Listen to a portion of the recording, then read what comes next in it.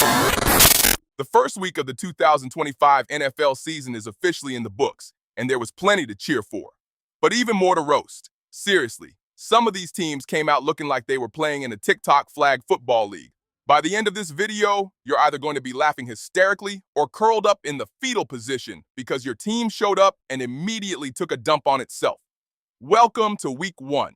Let's start with the first game of the season between two division rivals, the Dallas Cowboys and the defending Super Bowl champion Philadelphia Eagles, except the game barely started before the drama began.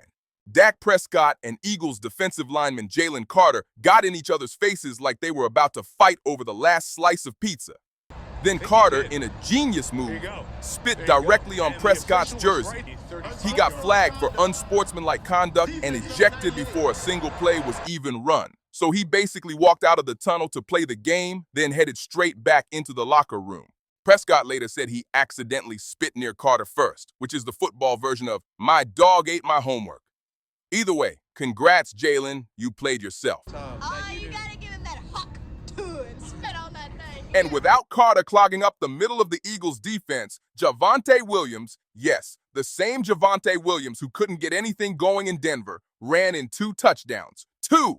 I mean, if your defense is letting that guy look like peak Marshawn Lynch, it might be time to reevaluate some things or at least get your best defensive player to grow up. But the comedy didn't stop there. Cowboys superstar wide receiver CeeDee Lamb, who is making a cool $34 million this season, decided to have a case of the drops. Yes, he still had 7 catches for 110 yards, which looks decent on paper. But let's talk about the crucial catches that he straight up dropped. Like, not even close. When you're getting paid more than most small countries, you're expected to, catch the ball when it matters. Maybe he's still shook from that preseason collision with the referee. Whatever it is, CD, you can't keep doing that. Not with that contract.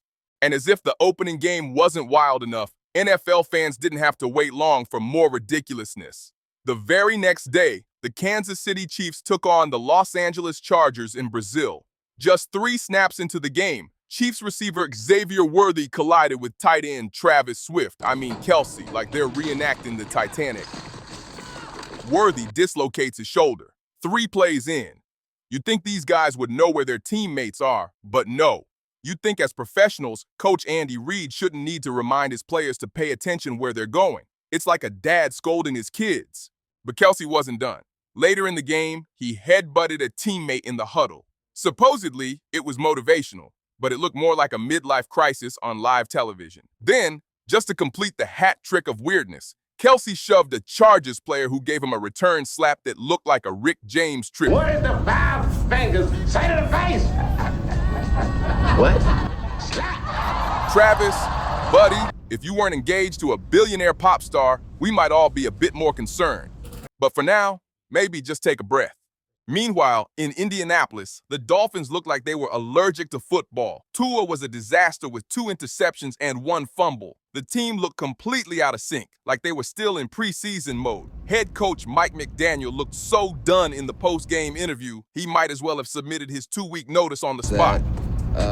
That was a miserable experience. It was embarrassing. If you don't want to be here, coach, we get it. Just say so and let the team reset. But don't worry. Some things in the NFL never change, like the Cleveland Browns and New York Giants still being absolute disasters. The Browns might actually be cursed. Joe Flacco threw for 290 yards. Their defense held Joe Burrow to 113 passing yards. And Jamar Chase had just 2 catches, and they still lost at home.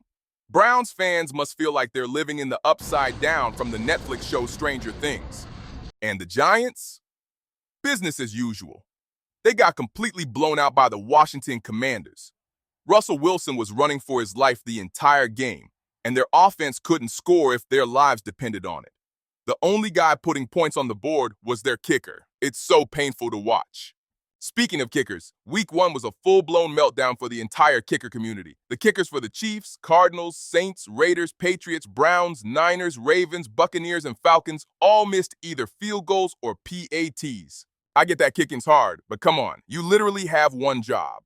But not all hope was lost, because in the Sunday night game between the Buffalo Bills and the Baltimore Ravens, Derrick Henry reminded everyone why he's still an absolute menace. Even though the Bills came back to win it, Henry left bodies on the field. He embarrassed Bills defenders with some of the nastiest stiff arms we've seen and torched them for 169 rushing yards and 2 touchdowns. So what did we learn from week 1? Some teams came to play, some came to ruin your day. Between the ejections, the drops, the friendly fire, and the missed kicks, one thing's clear. Second place vibes are alive and well in the NFL, and Derrick Henry is still not to be messed with. If you enjoyed this video, go ahead and click the video popping up on your screen now. Don't forget to like and subscribe, and we'll be back soon with more second place trophies to hand out. Thanks for watching.